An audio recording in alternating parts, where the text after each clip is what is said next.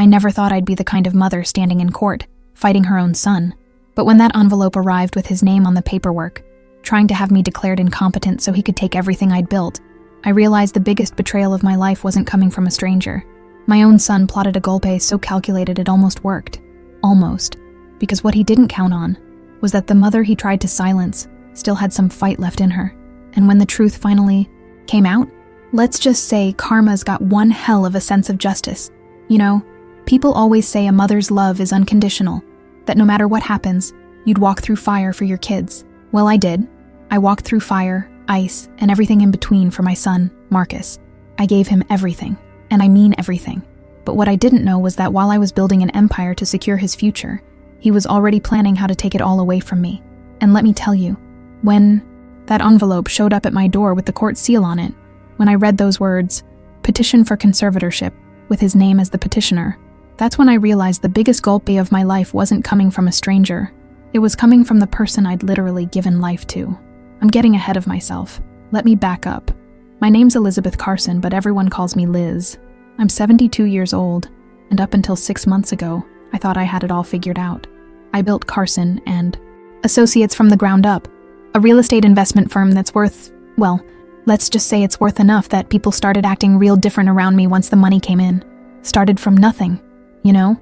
My husband died when Marcus was just 5, heart attack out of nowhere, and suddenly I was a widow with a kindergartner and about $3,000 to my name. So what did I do? I worked. I worked like my life depended on it, because it did.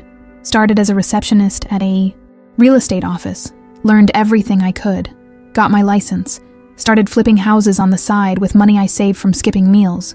Yeah, you heard that right. There were nights I went to bed hungry, so Marcus could have seconds. There were Christmases where I wrapped up things from the thrift store and told him they were new because I couldn't afford the toy he wanted and the mortgage payment. But I smiled through it all because that's what mothers do, right? We sacrifice, we endure, we build. And Marcus, God, he was my whole world. Smart kid, charming, had this way of lighting up a room when he walked in. I put him through the best schools, paid for Princeton, without financial aid because by then, I'd made it. Carson and Associates was thriving. I was buying commercial properties, residential complexes, strip malls. The money was rolling in, and finally, I could give my son the life I'd always dreamed of giving him, the life his father never got to see, him live. I thought I was doing everything right. I set up a trust, made sure everything was in order for when I passed. Marcus would inherit everything, the company, the properties, the investment accounts, all of it.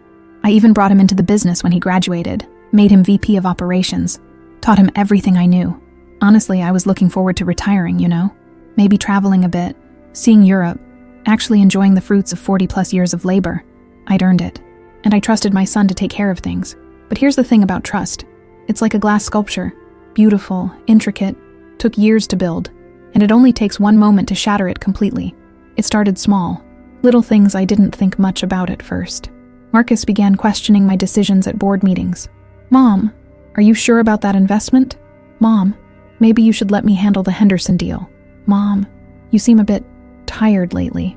Maybe you should take a step back. At first, I thought he was just being protective. My joints had been acting up. Arthritis, you know, comes with age. And yeah, maybe I'd forgotten a meeting or two. Nothing serious, just double-booked myself once or twice. Who hasn't? But Marcus started making a thing out of it. He'd bring it up in front of the other executives. Mom forgot about the investor call this morning. Mom, you already told us that story. And every time he said it, there'd be this look, this concerned, almost pitying look that made my stomach turn. But I brushed it off. He's just worried about me. I told myself, he loves me. Then came the doctor's appointments. Marcus suddenly became very interested in my health, insisted on taking me to every checkup, sitting in on every appointment. At first, I thought it was sweet. My son, taking time out of his busy schedule to make sure his mom was okay. But then I noticed he'd pull the doctor aside afterward, have these hushed conversations while I sat in the waiting room. When I asked what they talked about, he'd just smile and say, "Nothing, Mom. Just wanted to make sure you're taking all your medications correctly." Medications I didn't even need, by the way. I mean, yeah, I had the usual stuff, blood pressure meds, something for cholesterol, but I was healthy for my age, sharp as a tack, still running my company, still making deals, still beating these 30-year-olds at their own game. But Marcus kept pushing this narrative that I was declining, that I was slipping, and the scariest part? After a while, I started wondering if he was right. You ever have someone tell you you're crazy so many times that you start believing it? That's what was happening. I'd forget where I put my keys, and instead of thinking, oh, I'm just distracted, I'd think, oh God, is this it? Is this the beginning of dementia? Every little slip, every minor mistake became evidence in my own mind that maybe, just maybe, I was losing it. That's what they call gaslighting, by the way. I learned that term later, during the trial, but in the moment, I was just a scared old woman wondering if her own mind was betraying her. The real wake-up call came on a Tuesday. I remember because Tuesdays were always board meeting days, had been for 15 years. I walked into the conference room at 9 sharp, like always, and found it empty, completely empty. I checked my phone.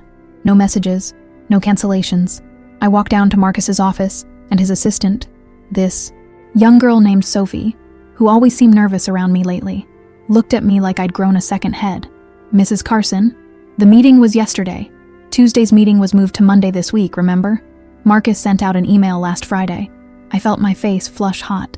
I checked my email right there in front of her. Nothing. No email about rescheduling. But Sophie showed me her phone, and sure enough, there it was. An email from Marcus to the entire board, sent Friday at 4:47 p.m. stating that due to scheduling conflicts, we'd be moving the weekly meeting to Monday at 9. An email I never received. An email that somehow skipped only my inbox. But of course I couldn't prove that.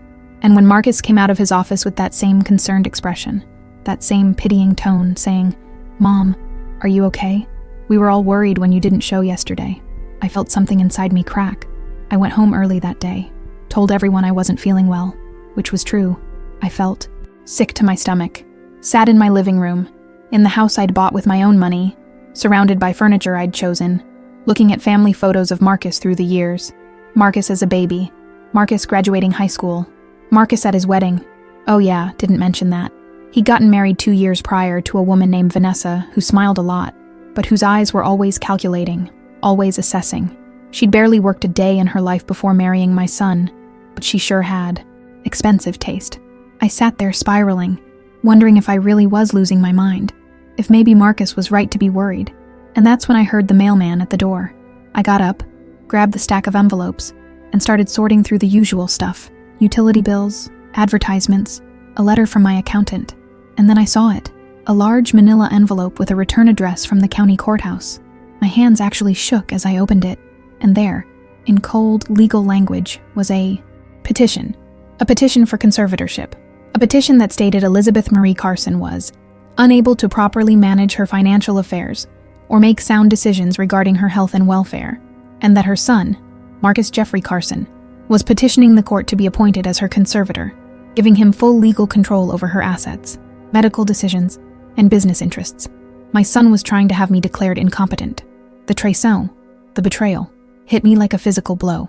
I actually had to sit down, right there on the floor of my foyer, because my legs just gave out. The papers scattered around me, legal jargon swimming before my eyes. Words like diminished capacity and cognitive decline and in the best interest of the respondent blurred together as tears started streaming down my face. How long had he been planning this? How long had every concerned question, every doctor's visit, every instance of "Mom, you forgot," been building toward this moment? The realization was crushing.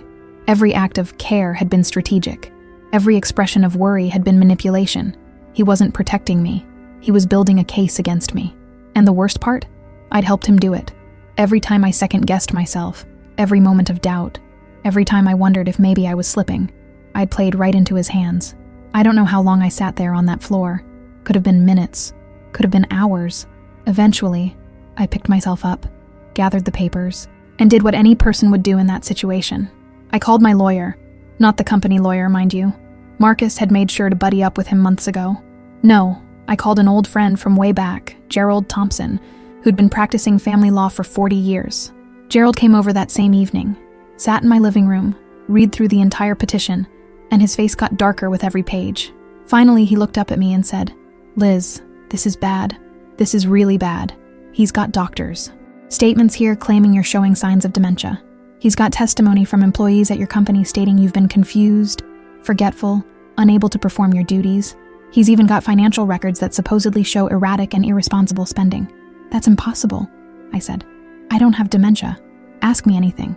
What year is it? Who's the president? What's my address? I can tell you the exact profit margins for every property we acquired last quarter. My mind is fine. Gerald, I believe you, he said. But belief isn't evidence, and your son has been very thorough. This didn't happen overnight, Liz. He's been building this case for at least a year, maybe longer. A year. My son had been plotting against me for over a year. While I was teaching him the business, trusting him with more responsibilities, thinking about how proud I was of the man he'd become, he was systematically destroying my reputation, my credibility, my entire life. What can we do? I asked. Gerald was quiet for a moment. We fight. We get our own medical evaluation, gather our own witnesses, and we fight this thing in court. But Liz, I won't lie to you. Conservatorship cases are tricky. The burden of proof is lower than you'd think, and judges tend to err on the side of caution. If your son can convince the judge that you're even potentially unable to manage your affairs, they might grant the conservatorship temporarily while things get sorted out. And temporary has a way of becoming permanent. I felt that glass sculpture of trust, already cracked, shatter completely. My son wasn't just betraying me. He was executing a golpe so calculated, so methodical, that even if I won, the damage might already be done. How do you come back from your own son telling the world you're incompetent? How do you walk back into your company, face your employees, your competitors, your clients, knowing that your own flesh and blood had publicly declared you unfit? But I wasn't about to roll over and let him win. See, Marcus forgot something important about me. I didn't build a multi-million-dollar company by being weak. I didn't survive as a widow with nothing and turn it into an empire by giving up when things got hard. He thought he was dealing with some doddering old woman who'd just sign away her life without a fight. He was wrong. The next few weeks were a nightmare. Gerald filed our response to the petition, and we scheduled medical evaluations with 3 different neurologists. Every single one of them confirmed what I already knew. I was cognitively sound. No dementia, no Alzheimer's, not even mild cognitive impairment. Sure, I had the normal age-related stuff. Took me a bit longer to remember some names. Couldn't multitask quite like I used to. But nothing that would prevent me from managing my own affairs. But here's where it got ugly. The moment Marcus found out I was fighting the conservatorship, he went on the offensive. Started telling people at the company that I was in denial about my condition. Sent out a company-wide email stating that, due to health concerns, he would be assuming day-to-day operations until further notice. Froze my access to certain company accounts, claiming it was for my own protection. And Vanessa, his wife, she was a piece of work. Started calling my friends, my neighbors, crying about how worried they were about me, how I was refusing help, how they were just trying to do what was best. She even showed up at my house once, with Marcus, trying to convince me to just let them handle things, so I could relax and enjoy my golden years. I told them both to get the hell off my property, but the damage was being done. I could see it in people's eyes when I went to the office. The whispers, the careful way people talked to me, like I was fragile, made of glass. One of my oldest clients actually called to check in and ended the conversation by gently suggesting that maybe it was time for me to consider slowing down, a suggestion that felt a lot like he'd been talking to Marcus. I started doubting everything again. Was I crazy for fighting this? Was I being stubborn? Maybe Marcus really did have my best interests at heart, and I was just too proud to admit I needed help. No, that was exactly what he wanted me to think. That was the gaslighting rearing its ugly head again. I was fine, and I was going to prove it. The court date arrived on a gray morning in November. I wore my best. Suit. Navy blue, tailored, professional. Gerald met me at the courthouse, and we walked in together. The courtroom was smaller than I expected, but it felt massive when I saw Marcus sitting on the other side with his legal team. 3 lawyers. He'd brought 3 lawyers to declare his own mother incompetent. He wouldn't even look at me. Not when I walked in, not when we took our seats. He just stared straight ahead, jaw set, like he was preparing for a business negotiation instead of destroying his mother's life. The judge was a woman in her 50s named Judge Patricia Hartwell. She had a reputation for being fair, but tough, which I was counting on. Surely she'd see through this obvious golpe, this blatant money grab disguised as concern. Marcus's lead attorney stood up first. His name was Richard Morrow, and he was exactly the kind of lawyer you'd expect. Expensive suit, slicked back hair, the kind of smile that made you want to count your fingers after shaking his hand. He painted a hoary picture of me that I barely recognized. According to him, I was a confused, declining woman who'd forgotten important meetings, made irrational business decisions, and refused to acknowledge my own deteriorating condition. He brought up the missed board meeting. He brought up a property investment I'd made that hadn't panned out, conveniently ignoring that 90% of my investments had panned out, which is how I'd built the fortune Marcus was trying to steal. He even had one of the company's financial analysts testify that I'd seemed distracted and not quite herself during recent meetings. Then came the doctor. Not one of the 3 neurologists I'd seen. No, Marcus had found his own doctor. Some psychiatrist named Dr. Andrew Chen, who testified that based on interviews with family members and colleagues, he believed I was showing early signs of cognitive decline and that a conservatorship would be in my best interest. "Did you ever actually examine Mrs. Carson?" Gerald asked during cross-examination. "No, but based on the collateral information, so you're diagnosing someone you've never met based on what her son told you?" Dr. Chen shifted uncomfortably. "It's not uncommon in cases where the patient is resistant to evaluation. Did Mrs. Carson refuse to meet with you?" "Well, no, I was never asked to meet with her, but..." Gerald cut him off. No further questions. But the damage was done. The seed of doubt had been planted. You could see it in Judge Hartwell's face. Not full belief, but consideration. Maybe there was something to Marcus's concerns. Maybe this was a case of an elderly woman too proud to admit she needed help. Then it was our turn. Gerald called me to the stand, and I testified for over an hour, answered every question clearly, coherently, explained my business, my decisions, my health, recited financial figures from memory, demonstrated that I was absolutely, unquestionably competent to manage my own affairs. But Marcus's lawyers were relentless during cross-examination. They twisted everything, made my confidence look like arrogance, made my defense look like denial. When I got emotional talking about the trahison, the betrayal of my own son doing this to me, they suggested my emotional instability was further evidence I needed a conservator. By the time we broke for lunch, I felt like I'd been run over by a truck. Gerald tried to be encouraging, said we were doing well, but I could see the worry in his eyes. That afternoon, Marcus took the stand, and I have to say, he was good, really good. He looked the judge right in the eye and said, with what seemed like genuine emotion, that this was the hardest thing he'd ever had to do, that he loved me, that he just wanted to protect me, that he'd watched me decline over the past year and couldn't stand by and watch me destroy everything she'd built. He actually cried, real tears rolling down his cheeks as he talked about how much it hurt to have to do this, but that he had no choice. His mother, that's me, was in danger of losing everything, and he couldn't let that happen. I almost bought it myself, and I knew he was lying. Judge Hartwell looked moved. She thanked Marcus for his brave testimony and called a 15-minute recess. Gerald and I stepped into the hallway, and I could see it in his face. We were losing. Despite the medical evidence, despite my testimony, despite everything, we were losing because Marcus had played his role perfectly. The concerned son, tearfully trying to save his declining mother. "We need something more," Gerald said quietly. "Some kind of evidence that he's not doing this out of concern, but out of greed. Do you have anything? Anything at all?" I racked my brain. Bank statements? Marcus had access to all the accounts, had been slowly taking over more financial control. Emails? He was too smart to put anything incriminating in writing. Witnesses? Everyone at the company was either loyal to him now or too scared to cross him. I had nothing. The Gulpy was going to succeed, and there was nothing I could do to stop it. We filed back into the courtroom for the afternoon session, and I felt like I was walking to my own execution. Judge Hartwell asked if there were any additional witnesses, and I was about to resign myself to my fate when the courtroom door opened. In walked a man I hadn't seen in almost 3 years, James Rodriguez. He'd been our CFO for over a decade before retiring. Quiet guy, brilliant with numbers, had helped me structure most of our major deals. He'd left on good terms, moved to Arizona to be near his grandkids. What the hell was he doing here? Gerald looked as confused as I felt, but James walked straight up to the bench and addressed Judge Hartwell directly. "Your Honor, my name is James Rodriguez. I was the CFO of Carson & Associates for 12 years.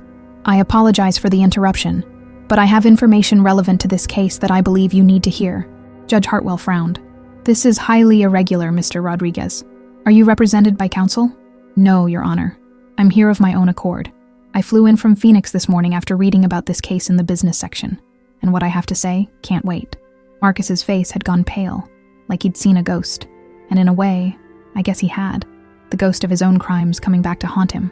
Judge Hartwell considered for a moment, then nodded. "Very well. You may testify, but I warn you. This had better be relevant." James was sworn in, took the stand, and looked directly at Marcus as he began to speak. I left Carson and Associates 3 years ago under what I called retirement. But the truth is, I was forced out. Marcus Carson offered me a very generous severance package on the condition that I sign an NDA and leave quietly. At the time, I took it. I was tired, ready to retire anyway, and the money was good, but I've regretted that decision every day since. And why is that, Mr. Rodriguez? Gerald asked, jumping in as if he'd planned this all along. Because I knew what Marcus was doing, and I said nothing. About 6 months before I left, Marcus came to me with a proposal. He wanted me to help him restructure the company in a way that would gradually shift control away from Mrs. Carson. He said his mother was getting older, that it was time for him to take over, and he needed everything in place for a smooth transition. My heart was pounding. This was it. This was the evidence we needed. At first, it seemed reasonable. James continued. Succession planning is normal. But then Marcus asked me to do things that weren't normal. He wanted me to create reports that would make certain investments look like failures, even when they weren't. He wanted me to document instances where Mrs. Carson allegedly made poor decisions. He even asked me to backdate some financial records to make it appear that she'd been making erratic choices for years. And did you do these things? Gerald asked. James looked down. Some of them, yes. I'm ashamed to say it, but yes. I created some of the reports. But when Marcus started talking about having her declared incompetent, about taking full control of her assets, I knew I'd crossed a line. That's when I refused to help further. And when Marcus made it clear my time at the company was over. Marcus's lawyers were on their feet, objecting, claiming this was hearsay, that James had no proof. But James reached into his briefcase and pulled out a folder. I kept copies, he said. I knew something about this didn't sit right, so I kept copies of everything.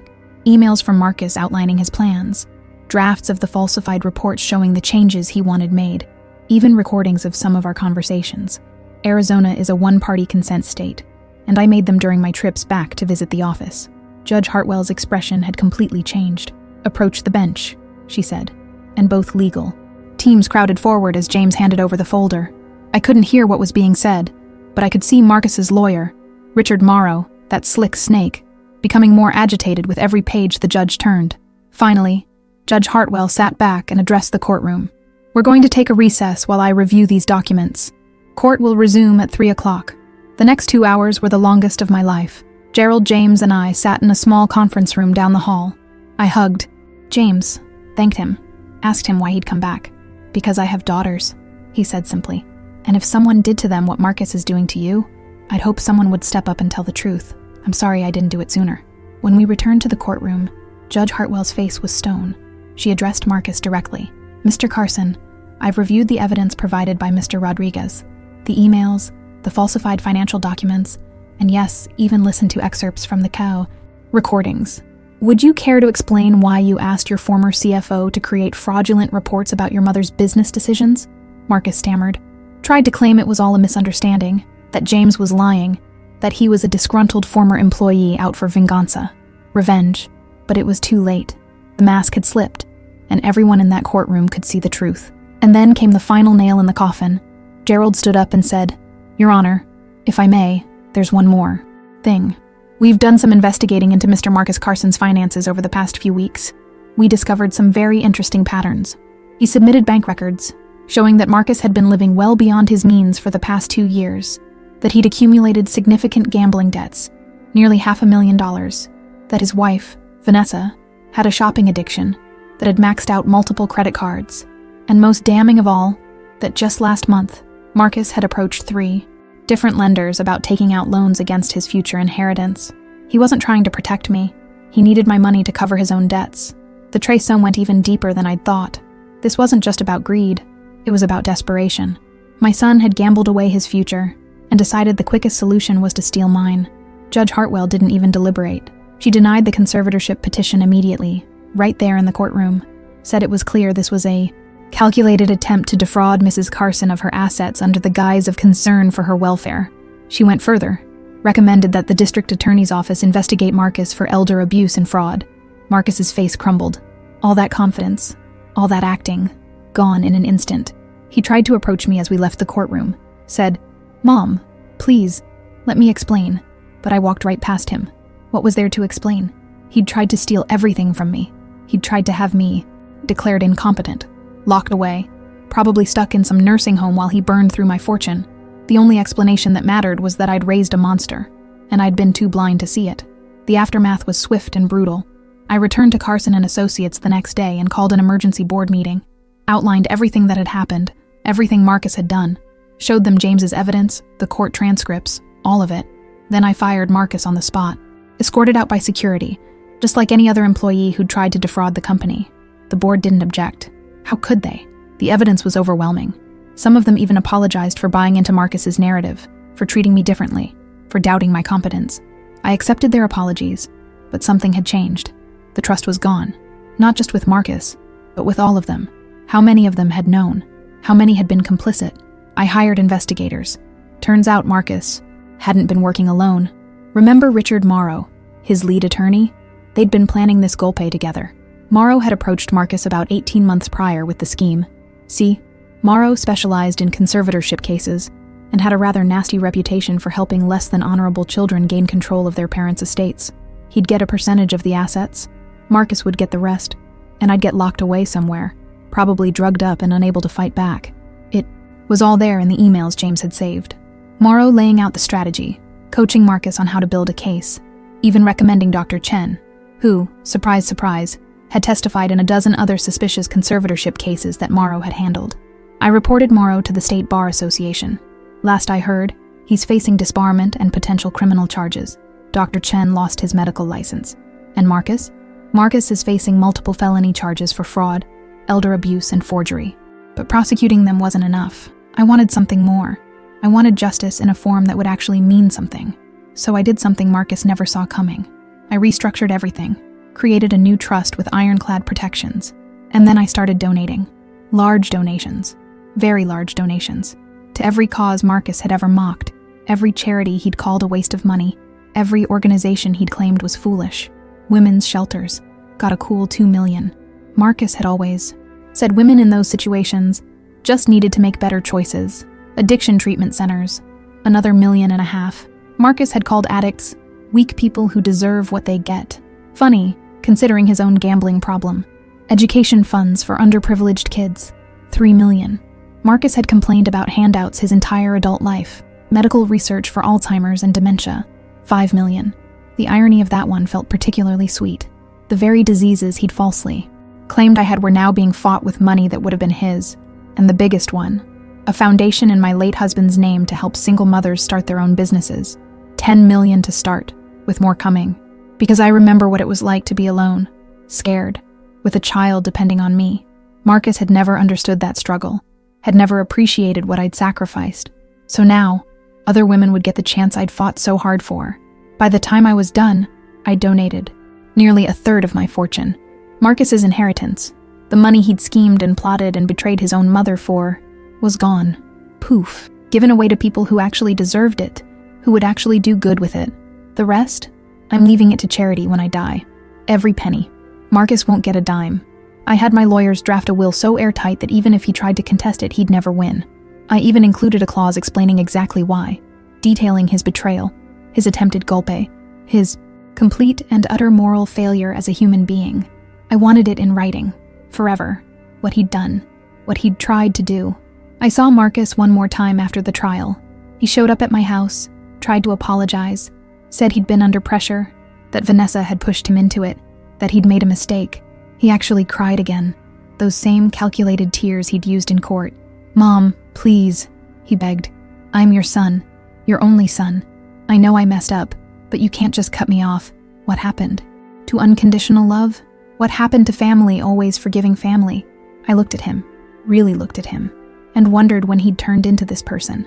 When had my sweet little boy, the one I'd rocked to sleep and read bedtime stories to and taught to ride a bike, become this manipulative, greedy stranger? "Marcus," I said quietly, "unconditional love doesn't mean unconditional acceptance of abuse. I loved you. God knows I loved you with everything I had. I gave you everything, but you looked at everything I'd built, everything I'd sacrificed, and all you saw was something to steal. You didn't see a mother. You saw a mark. That's not true. You tried to have me declared insane. You forged documents. You manipulated doctors, lawyers, employees. You were going to lock me away and take everything. That's not a mistake, Marcus. That's not being under pressure. That's a betrayal so deep, so complete, that there's no coming back from it. So what? You're just going to write me. Off? After everything? After everything? I laughed, but there was no humor in it. Marcus, I gave you everything after everything, and you tried to take even more. So yes, I'm writing you off. Consider it the last lesson I'll ever teach you. Actions have consequences, and the consequence of trying to destroy your mother is that you lose her, forever, along with everything else. He left, didn't say goodbye, just turned and walked away. I haven't spoken to him since. Last I heard, he and Vanessa were divorcing. Turns out she wasn't interested in sticking around now that the money was gone. He's working some middle management job in Tucson, living in a rental apartment, still dealing with his legal issues. Part of me feels guilty. That mother's instinct, that voice that says I should forgive him, give him another chance, help him get back on his feet.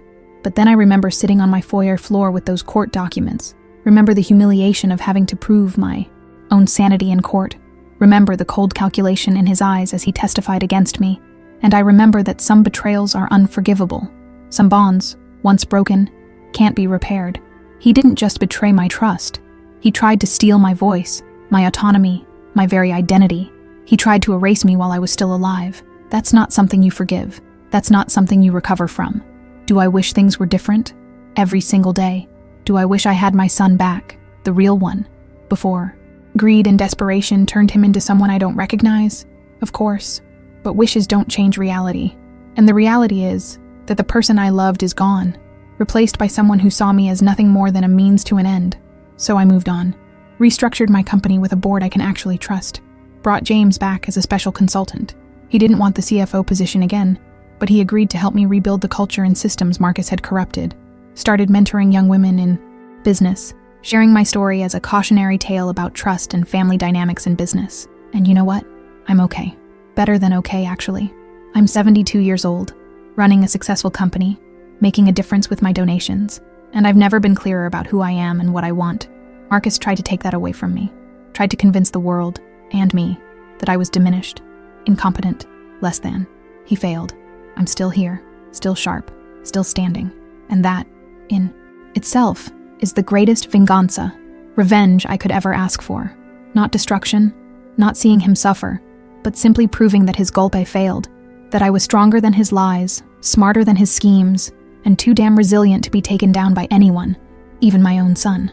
I still run Carson & Associates, still make deals, still show up every morning with my coffee and my briefcase and my 72 years of wisdom that nobody can take from me, and every time I sign a check to one of those charities, every time I help another single mother launch her business, every time I prove that age doesn't equal incompetence, I'm winning.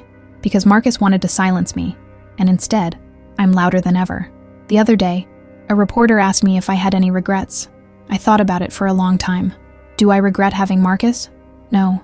For many years, he was the light of my life. Do I regret trusting him? Maybe. But how can you build a life without trust? How can you be a mother without believing? In your child? What I regret is that I didn't see the signs sooner, that I let him gaslight me into doubting myself, that I almost believed his lies. But even that regret is tempered by the knowledge that I fought back, that when it mattered most, I didn't roll over and accept his version of reality. I fought, and I won. So yeah, people say a mother's love is unconditional, and maybe it is. Maybe somewhere, deep down, I still love the little boy Marcus used to be. But loving someone doesn't mean letting them destroy you. It doesn't mean accepting betrayal with a smile. It doesn't mean sacrificing yourself on the altar of family when that family member is trying to steal everything you are. Love can exist alongside boundaries, alongside consequences, alongside the simple truth that some actions are unforgivable, and that's okay. You can mourn what was lost while still protecting what remains. I protected myself. I protected my legacy. I protected my sanity and my dignity and my right to exist as a competent, capable human being for however many years I have left. And if that makes me a bad mother in someone's eyes, so be it. I'd rather be a bad mother who kept her autonomy than a good mother who let her son lock her away and steal her life. That's my story. That's my truth. The golpe that almost destroyed me, the traición that broke my heart, and the venganza that came not from hatred, but from simply refusing to be erased. I'm Elizabeth Carson. I'm 72 years old, built an empire from nothing. I survived my son's attempt to steal it, and I'm still here, still fighting, still standing, and that's all the victory I need. So that's how I went from almost losing everything, to taking back my power, and making sure my son's betrayal cost him the very fortune he tried to steal. I want to thank you for sticking with me through this whole story. I know it was heavy, But sometimes the truth is, now I want to hear from you. If you were in my position, could you forgive a family member who tried to take everything from you? Or are some betrayals just too deep to come back from? Drop your thoughts in the comments. I read every single one, and I'd love to know what you think. If this story resonated with you, hit that like button, subscribe to the channel so you don't miss more real stories about betrayal, justice, and the strength it takes to fight back, and turn on that notification bell. Trust me, you won't want to miss what's coming next. Thanks for being here. Take care of yourselves. And remember, never let anyone convince you you're less than you are, not even family.